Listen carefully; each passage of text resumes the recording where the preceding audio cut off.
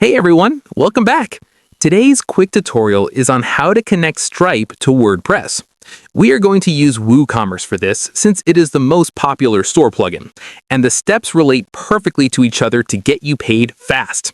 First, assuming you already have a Stripe account and WooCommerce installed, go to your dashboard, hover over Plugins, click Add New, and search for the WooCommerce Stripe Payment Gateway plugin.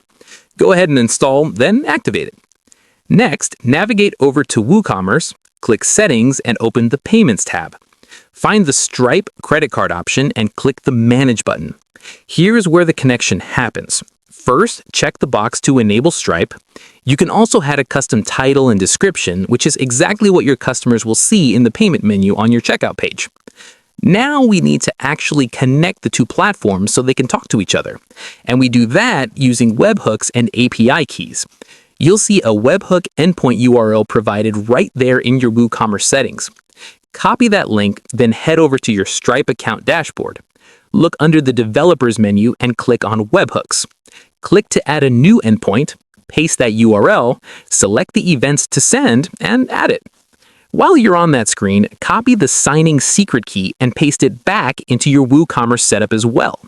Next, jump back to the Stripe dashboard, stay under the Developers menu, and click on API keys.